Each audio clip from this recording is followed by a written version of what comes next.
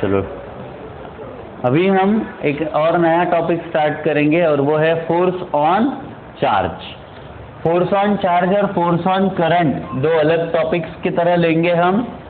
अभी मैं आपको फोर्स ऑन चार्ज ऐसा टॉपिक ले रहा हूं, फोर्स ऑन चार्ज।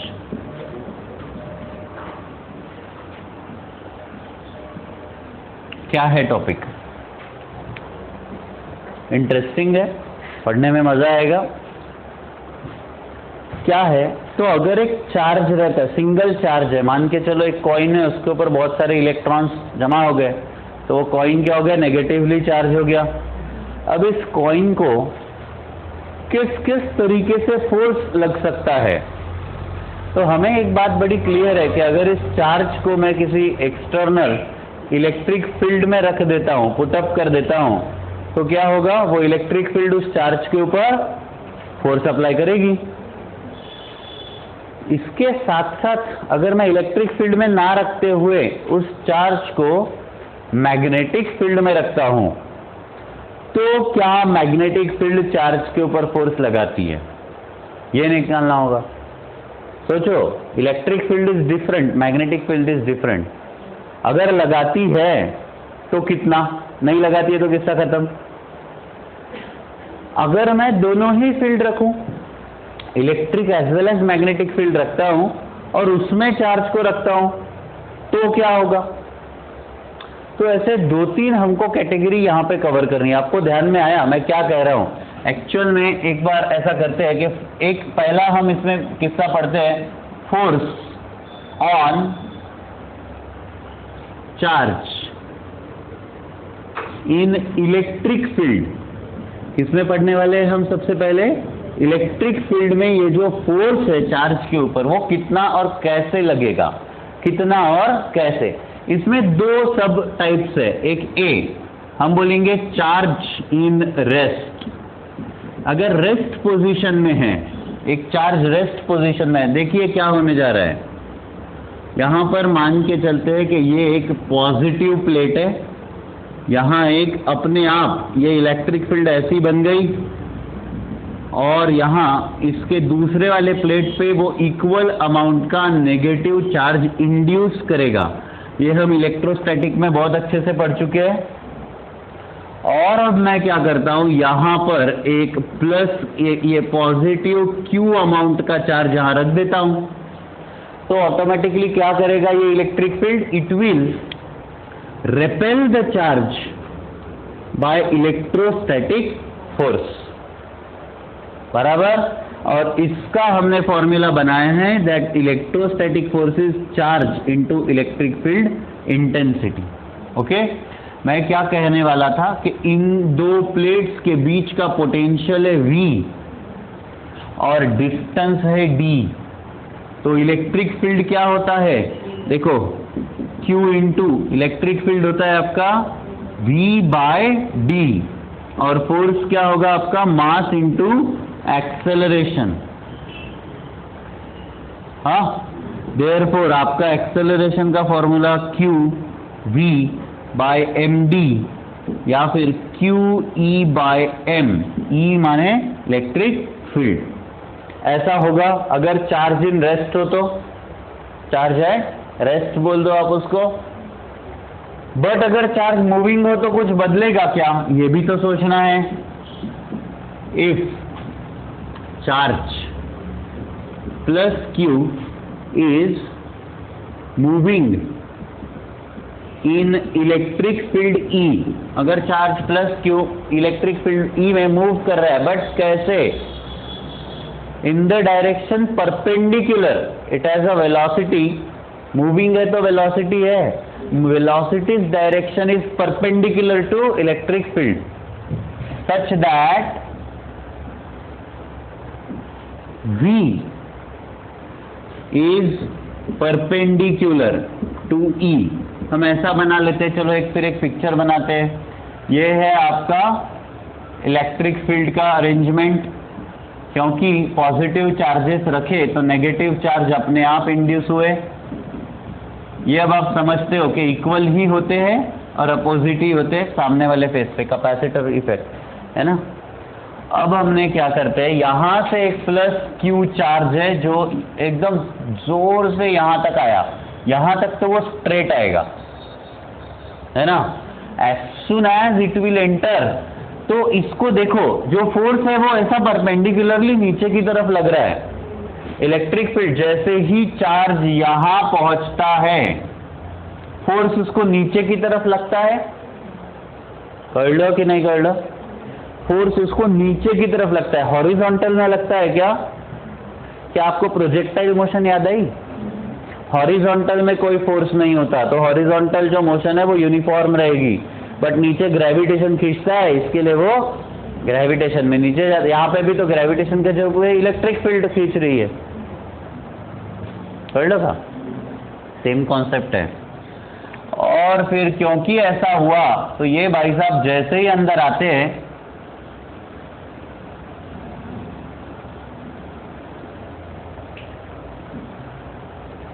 ये कुछ वैसे तो वो जाना सीधा चाहता था, बट क्योंकि फोर्स ऐसे लग रहा है वो कुछ ऐसी मोशन कर लेगा प्रोजेक्टाइल के जैसी। पर the moment it will come out of the electric field, वो फिर एक बार जिस डायरेक्शन में वैसे ही मूव होना स्टार्ट होगा, बिल्कुल सीधे चलने लगेगा। ओके, कर लो कि नहीं कर लो, नक्की? क्या प्रॉब्लम है? नहीं। ये डायग्राम एक जगह रख दो, पर मैं डेरिवेशन अभी दो तरीके से करूंगा। अब मैं बताना चाहता हूं कि ये किस तरीके की ट्रेजेक्टरी बनाता है। वैसे तो हम जानते हैं कि ऐसे केस में जनरली पैराबोलिक ट्रेजेक्टरी बनती है, बट एक इक्वेशन कैसे बनाए वो देखना होगा। वर्टिकली, सिर्फ वर्टिकल मोशन के बारे में सोचिए, तो आपका एक्सेलरेशन है, देखो electrostatic force is equal to q into electric field E, है ना। ये हो जाएगा mass into acceleration q into electric field E, तो ए हो जाएगा q E by m. Okay, कितने टाइम में ये यहां जाएगा, तो हम बोलेंगे हियर चार्ज कवर्स, हम बोलेंगे कि ये प्लेट का जो डिस्प्लेसमेंट है वो L है, कितना L, charge covers distance L in time t, okay, with, तो क्योंकि एक बात समझना मैं क्या बोल रहा हूं, क्योंकि मैं हॉरिजॉन्टल मोशन की अगर बात करूं तो वो एक्सेलरेटेड था क्या? नहीं। वो कैसा है? क्यों एक्सेलरेटेड नहीं है? क्योंकि जब चार्ज ऐसे जा रहा है, इलेक्ट्रिक फील्ड उसके ऊपर फोर्स ऐसे लगा रही है, तो जो कुछ एक्सेलरेशन है या चेंज ऑफ स्पीड है वो वाई डायरेक्शन में होगी। एक्स में ना कोई फोर्स उसको सपोर्ट कर रहा है, ना कोई फोर्स उसको अपोज कर रहा है, तो जिस वेलोसिटी से वो हॉरिजॉन्टली जा रहा था उसी वेलोसिटी से वो चलते रहेगा। प्रोजेक्टाइल मोशन में हमने ये पढ़ा, क्योंकि किसी ऑब्जेक्ट को जब हम ऐसा फेंकते हैं तो जिस वेलोसिटी से वो हॉरिजॉन्टली जाता है वैसे ही जाते रहता है, बट वर्टिकल में ग्रेविटेशन होता है, यहाँ पे वर्टिकल में इलेक्ट्रिक फील्ड है। कोई भी फर्क नहीं है इस कॉन्सेप्ट में, एकदम एक जैसा। कह जाएगा अपन आगे बढ़ूं या फिर से बताऊं? पक्का? तो क्योंकि here charge covers distance L in time t in x direction, क्या होगा? Velocity v is equal to displacement upon time. Get it? हाँ। तो इसके हिसाब से अब हम ये वर्टिकल डिस्टेंस देखेंगे, ये वाला वर्टिकली वो कितना डिस्टेंस कवर करता है, कितने टाइम में करता है। तो हम लगाते हैं S is equal to ut plus half AT square. तो वर्टिकल डायरेक्शन में y लगा देते हैं in vertical motion. Vertical motion में क्या हुआ? ay, तो sy is your whatever distance, जितना भी करा होगा y, अपने को नहीं पता कहां से एंटर किया वो, uy। तो वर्टिकली ओरिजिनल में कोई डायरेक्शन, कोई मोशन था क्या? नहीं। तो उसकी वेलोसिटी कितनी थी? 0। वर्टिकल में वेलोसिटी 0। आप ये बात समझना कि नीचे की तरफ ऐसा हो सकता है, नेगेटिव चार्ज ऊपर ले लो तो मोशन ऐसा चला जाएगा, या यहां पे नेगेटिव चार्ज ले लो मोशन ऐसा चला जाएगा, ठीक है। ग्रेविटेशन में सिर्फ नीचे की तरफ होता है, इधर तो किधर भी हो सकता है। ऐसे प्लेट्स भी रख सकते थे आप और ऐसा चार्ज ऐसे जाता। केस कहाँ है कि इलेक्ट्रिक फील्ड और मोशन परपेंडिकुलर है, तब की बातें कर रहे हैं अपन, हाँ या ना? हाँ, तो y इज इक्वल टू ये हो जाएगा 0 हाफ। एक्सेलरेशन कितना है भाव? QE by m, QE by m और t स्क्वायर। तो यहाँ पे टाइम क्या होगा? Time t is equal to x upon velocity का स्क्वायर। तो ये हो जाएगा x upon velocity and it's square. ये हो जाएगा 1/2 QE बाय m। ये इंटू वी स्क्वायर यही लिखता हूं और इंटू एक्स स्क्वायर लिखता हूं। यहां ध्यान दीजिए, half is a constant, charge is a constant, electric field constant, mass of charge, velocity constant, alright, and therefore y is proportional to x square and therefore it is a parabolic trajectory या parabolic motion.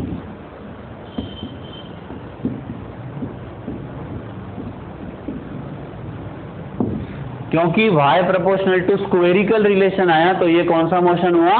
Parabolic. समझा क्या? आया ना? पक्का? कोई तकलीफ नहीं है इसमें? छापो। हाँ, नहीं स्क्वायर नहीं है वो, ऐसा ही है वो, मजाक में लिखा है।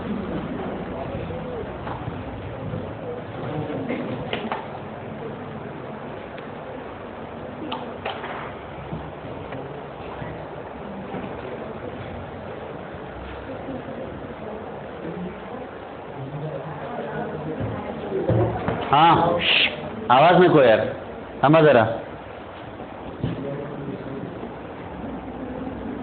पर एक है कि कम्युनिकेशन चैप्टर एक कम भी हुआ है, उसका उतना फायदा नहीं होता क्योंकि वैसे भी मैं कम्युनिकेशन 2 ही दिन में पढ़ाता था।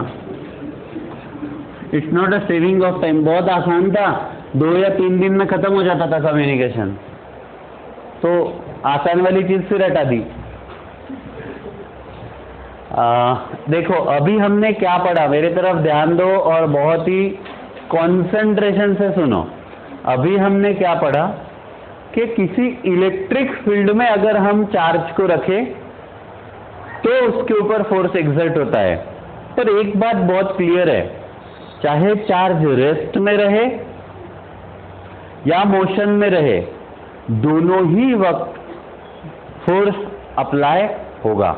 इलेक्ट्रिक फील्ड चार्ज के ऊपर फोर्स लगाएगी and that force does not depend upon इधर द चार्ज इन रेस्ट और इन मोशन।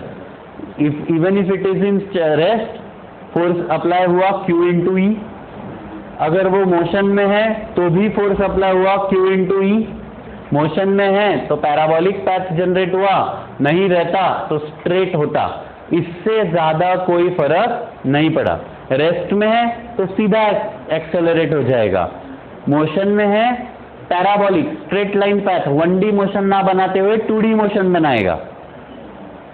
कर लोगा, इससे ज्यादा कोई फर्क नहीं पड़ा। फोर्स उतना ही है, फोर्स अप्लाई हो ही रहा है।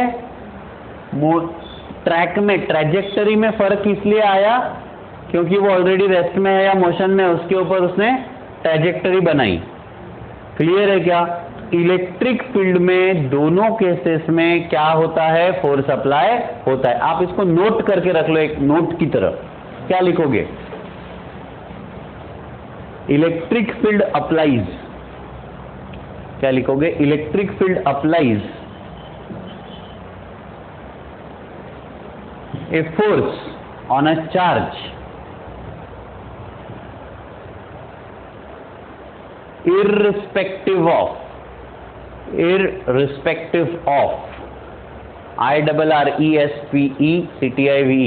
irrespective of the charge in rest or motion, the charge in rest or in motion। बराबर है? और कितना फोर्स लगाएगी? FE is equal to Q into E. एक बार लिख के रख लो, FE is equal to Q into E. बराबर है? उसमें लिखो, उसमें नोट में सब नोट 1 2 कुछ भी कर लो उसमें नंबरिंग करके। If charge in rest, if the charge in rest,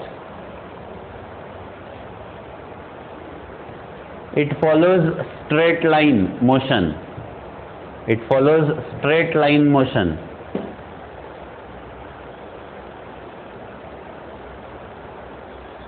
है ना। सेकेंड पॉइंट उसी में, if charge in motion, if charge in motion, charge मतलब समझ में आता ना, प्लस माइनस, प्लस ही माइनस है ना। If charge in motion, bracket में लिखो v परपेंडिकुलर टू b, मतलब velocity of charge is perpendicular to magnetic, sorry e electric field, velocity of charge is perpendicular to electric field, okay. v perpendicular to e, capital E, okay. Bracket complete. It follows parabolic path, it follows parabolic path। तो ये आपका क्या बोल सकते हैं उसको, एक summary हो गया अभी तक जो पढ़ा। लगा? अब आप नया हेडिंग करोगे और वो होगा फोर्स ऑन चार्ज, सेकेंड वाला। क्या है ये? Force on charge. किसमें? अभी तक इलेक्ट्रिक फील्ड में देख रहे थे ना, अब कौन से वाले फील्ड में? इन magnetic field, force on charge in magnetic field. अभी तक हम इलेक्ट्रिक फील्ड में देख रहे थे, अब हम मैग्नेटिक फील्ड में देख रहे हैं। क्या चेंज हुआ?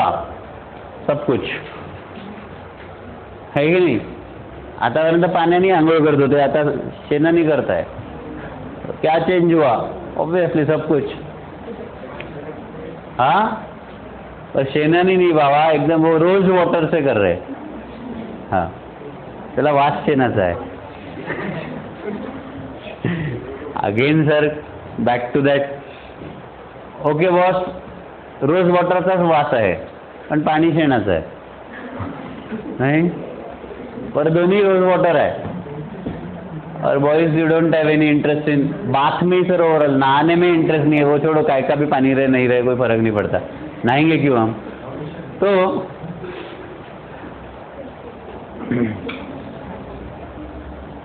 विषय क्या था अपना?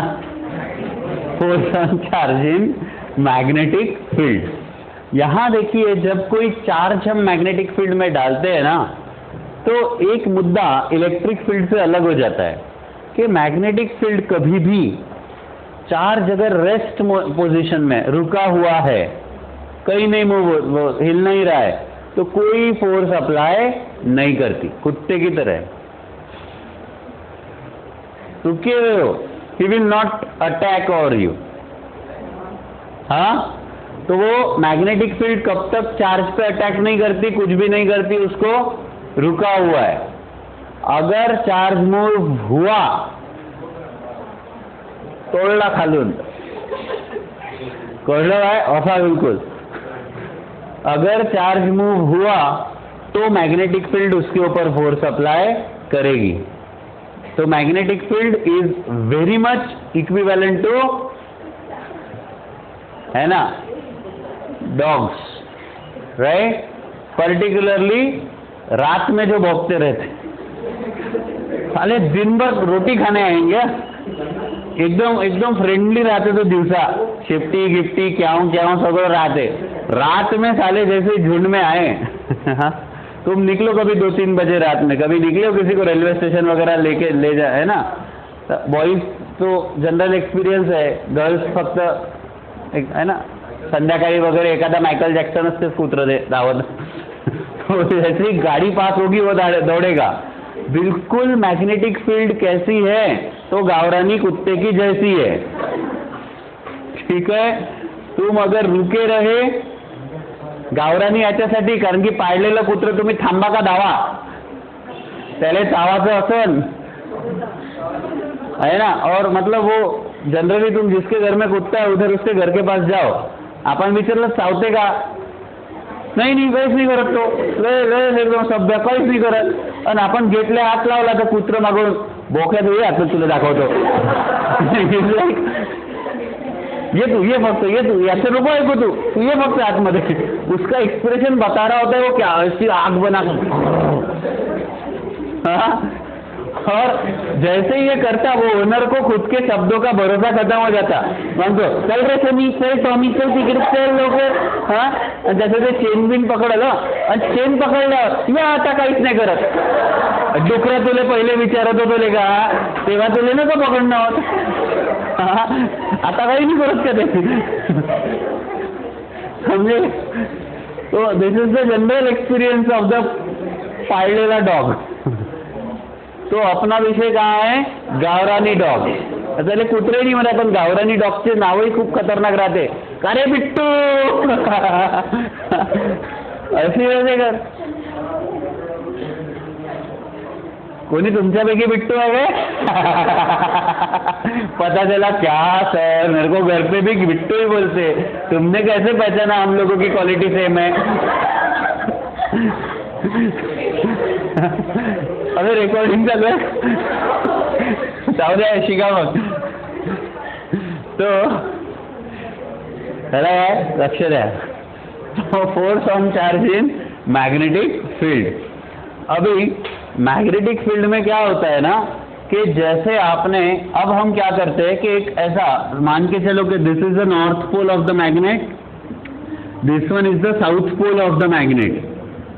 मैं एक बार ही बताऊंगा कि मैग्नेटिक फील्ड कैसे बनेगी. तो नॉर्थ से साउथ की तरफ, तो जब भी मैं इसके बाद मैग्नेटिक फील्ड बनाऊंगा, एरोज विल टेल यू कहां से कहां जा रही है. ओके, तो अब मैं इसको हर बार इस तरीके से कि यहां मैग्नेट है और बीच में मैग्नेटिक फील्ड बनी वाला ड्रॉ नहीं करने वाला. तो इसमें फिर से दो कैटेगरी है. कौन सी कैटेगरी है? तो एक हम कहेंगे, नहीं पहले तो force on charge in magnetic field ही देख लेते हैं. एक सिंपल लॉरेंट्ज लॉ है, LORENTZ. लॉरेंट्ज का फॉर्मूला साइंटिस्ट के ऊपर लिखा बनाया है नाम. तो वो कहता है कि magnetic field applies a force over moving charge, है ना. हम कहेंगे B applies force over moving होगा तो ही होगा, ठीक है, मूविंग चार्ज. सच दैट, कैसे? तो अगर चार्ज मूविंग है तो this force, Lorentz magnetic force, is directly proportional to strength of the magnetic field. कितनी स्ट्रॉन्ग है मैग्नेटिक फील्ड. ओके, इसको लगे तो वेक्टोरिकल फिलहाल मत दो. Lorentz force is directly proportional to magnetic field. कितनी स्ट्रॉन्ग है, बहुत स्ट्रॉन्ग मैग्नेट है, ज्यादा फोर्स लगाता है. This force is also directly proportional to charge. कितना चार्ज है? 1 कूलम का है या 10 कूलम का है. 1 कूलम का होगा तो ऑब्वियसली कम फोर्स लगाएगा, 10 कूलम का होगा तो ज्यादा, ठीक है. And the force is also directly proportional to V sine theta. ध्यान में रखना, साइन थीटा कंपोनेंट आता है. इसको हम बोलेंगे नॉर्मल कंपोनेंट ऑफ वेलोसिटी. इसको हम क्या लिखेंगे? नॉर्मल, मतलब perpendicular component of velocity. Alright. तो अगर मैं इसको कंबाइनिंगली लिखूं, combiningly this is force is equal to B into Q into V sine theta. Alright. But अगर आप इस प्रोपोर्शनैलिटी को हटाते भी और कोई कांस्टेंट भी ले आते हो तो ये एम्पिरिकली प्रूव्ड है या एक्सपेरिमेंटली ऑलरेडी निकाला गया कि आपका प्रोपोर्शनैलिटी कांस्टेंट का वैल्यू 1 ही होता है. कितना होता है? तो 1. तो इसीलिए आपका फॉर्मूला बना BQV sine theta. Okay. But फिर एक बार आपको पता है vector A cross vector B is AB sine theta. तो चार्ज तो वेक्टर नहीं हो सकता, वेक्टर तो सिर्फ मैग्नेटिक फील्ड और वेलोसिटी होती है. तो इस Q को हम लिखेंगे V cross B and this is your Lorentz magnetic force. BQV रहता है, साइन थीटा जनरली 1 हो जाता है, जस्ट डोंट वरी. 99% केसेस में sin थीटा 1 होगा तो BQV ये फॉर्मूला है। अगर वेक्टर फॉर्म में चाहिए तो Q into V cross B। थांबा, मला काही अजून सांगायचंय। यहां से इस क्रॉस प्रोडक्ट से क्या बना, क्या पता चला एडिशनल चीज? सिंपल था, दैट मिनट ओनली,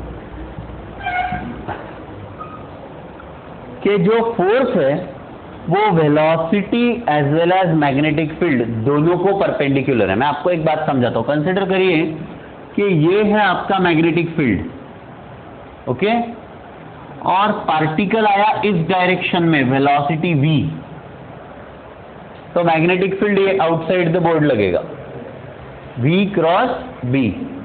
अलग अलग शब्द, मतलब जो फोर्स लग रहा है वो मैग्नेटिक फील्ड को परपेंडिकुलर है। मतलब अगर मैग्नेटिक फील्ड ऐसी बनी हुई है, चार्ज ऐसा आया इस तरीके से, देखो मैग्नेटिक फील्ड ऐसी है, चार्ज ऐसा आया तो फोर्स ऐसा लगेगा, तो ये चार्ज ऐसे मुड़ जाएगा, ऐसे घूम जाएगा, ऐसे घूम जाएगा।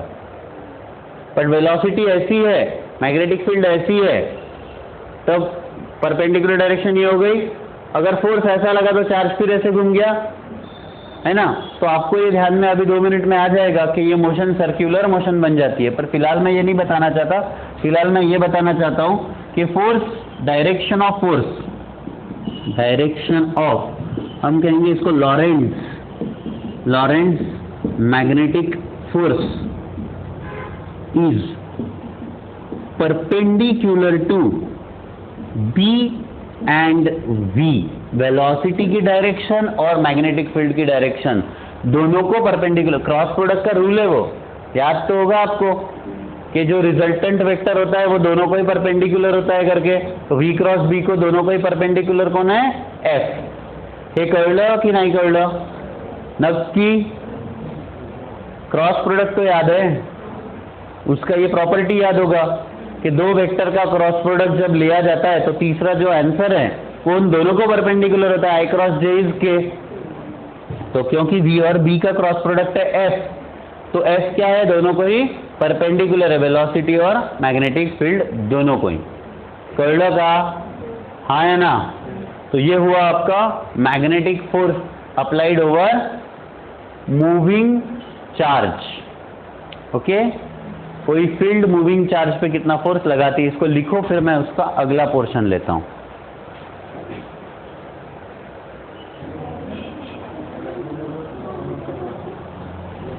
हाँ, अब देखो इसी में हम 2 सेक्शन बनाएंगे कि जब ये जो वेलोसिटी है चार्ज की that is perpendicular to magnetic field, तब क्या होगा। तो हम इसमें ए सेक्शन बनाते हैं, V is perpendicular to B, मतलब charge enters the magnetic field such that its direction of motion is perpendicular to magnetic field.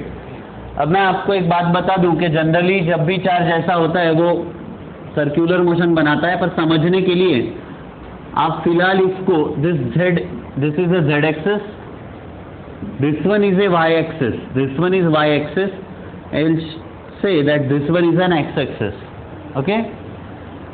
Magnetic field की डायरेक्शन Z के अलोंग है, और एक चार्ज जो है, देखो ये Z ऐसा है, Y ऐसा है, X ऐसा है, charge is moving in XY, तो वो ऐसे एंटर करे, ऐसे करे, कैसे भी करे वो परपेंडिकुलर रहेगा Z को, X और Y में कैसा भी रहे। मैं बोलता हूं यहां पर वो चार्ज है V और वो ऐसे मूव होना चाहता है, X और Y प्लेन में है, ओके। तो यहां जब आप इसको सोचोगे ये कैसे होगा, practically it is going to travel in a circular वे।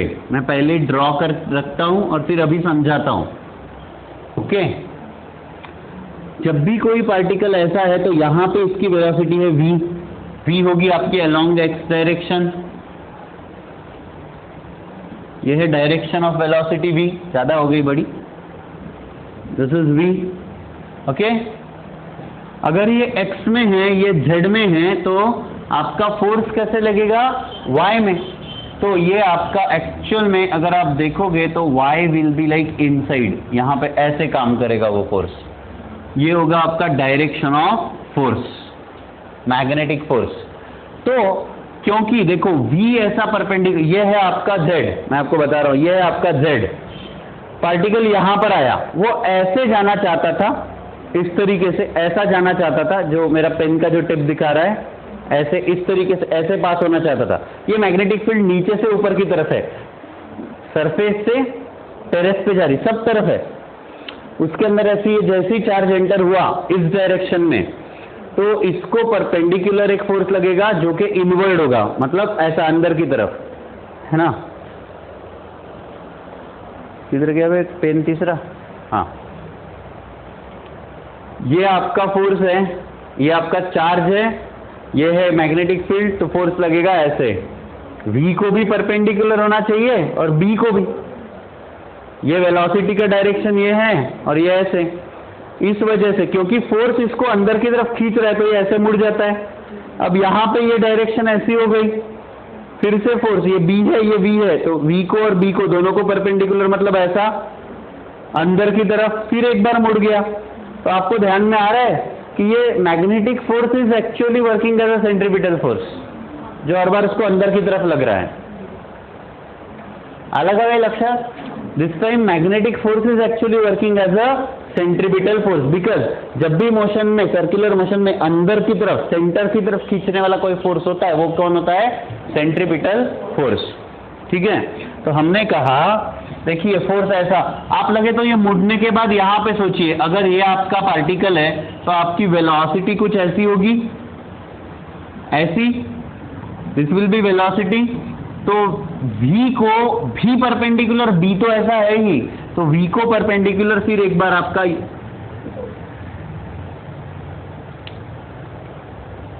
ये फोर्स कुछ ऐसे लगा, आया ध्यान में? तो यहां पे हम कहते हैं सिंस v, ये पोजीशन A है, हम कहेंगे यहां पे at position A v is perpendicular to B, then F force, F is towards center, किस तरफ है वो? सेंटर की तरफ, बराबर। एंड देयरफॉर हमने क्या कहा? That therefore force F is working as a centripetal force which causes circular motion of a charge। ये क्या कर रहा है? चार्ज का सर्कुलर मोशन बना रहा है। आपको ये बात ध्यान में आई? इसका मतलब हमारा कंक्लूजन क्या है? हमारा कंक्लूजन है अगर चार्ज मैग्नेटिक फील्ड को परपेंडिकुलर डायरेक्शन से एंटर करता है तो क्या होगा? तो वो सर्कुलर मोशन परफॉर्म करेगा। कर लो कि नहीं कर लो? सर्कुलर मोशन परफॉर्म करेगा। ये सर्कुलर मोशन को लगने वाला सेंट्रीपिटल फोर्स कौन प्रोवाइड कर रहा है? लॉरेंट्ज magnetic force. Centripetal force her बार कोई तो भी प्रोवाइड करता है, यहां पे कौन कर रहा है? लॉरेंट्ज मैग्नेटिक फोर्स। तो if the charge enters the magnetic field in a perpendicular direction, it will perform a circular motion। एक बात। दूसरी बात यहां बहुत इंपॉर्टेंट क्या है, सर्कुलर मोशन के फंडे पे आ रहा हूं मैं दोबारा। यहां पे फोर्स और वेलोसिटी दोनों ही एक दूसरे को परपेंडिकुलर है, बराबर है। तो डिस्प्लेसमेंट और फोर्स भी परपेंडिकुलर होंगे। वर्क डन का formula force into displacement. But अगर परपेंडिकुलर है तो क्या होगा? Zero. That means Lorentz magnetic force कोई वर्क डन नहीं कर रहा, क्योंकि फोर्स और वेलोसिटी परपेंडिकुलर है। Dot product of two perpendicular vector is zero. और वर्क डन क्या होता है? F dot S. आया कुछ याद है ना? ये भी बहुत इंपॉर्टेंट मुद्दा हुआ, तो हम यहां पे एक बहुत ही इंपॉर्टेंट नोट लिखने जा रहे हैं। If charge enters magnetic field such that, कैसा एंटर कर रहा है वो, V is perpendicular to B, then it performs circular motion. वो क्या परफॉर्म करेगा, सर्क्यूलर मोशन। हम बोलेंगे नेसेसरी सेंट्रीपिटल फोर्स इज, कौन प्रोवाइड करेगा, provided by, necessary centripetal force is provided by Lorentz magnetic force. Okay, एक बात और, फिर क्या था, F perpendicular to V, hence no work is done by F, magnetic force कोई वर्क डन नहीं करता, इसीलिए उसकी वेलोसिटी चेंज नहीं होती। अगर फोर्स लगता वेलोसिटी पे तो वो एक्सेलरेट हो जाती मोशन, एक्सेलरेट नहीं, एक्चुअली सर्कुलर मोशन है तो एक्सेलरेटेड ही है वो। स्पीड चेंज क्यों नहीं होती, क्योंकि वो फोर्स वर्क कर नहीं पा रहा, तो वो सिर्फ क्या कर पा रहा है, डायरेक्शन चेंज कर पा रहा है। So it is that Laurent force is causing the change in direction, but it is not able to change its speed. Therefore, और एक बात, speed will remain constant, okay, and magnetic force will only change the direction. Clear?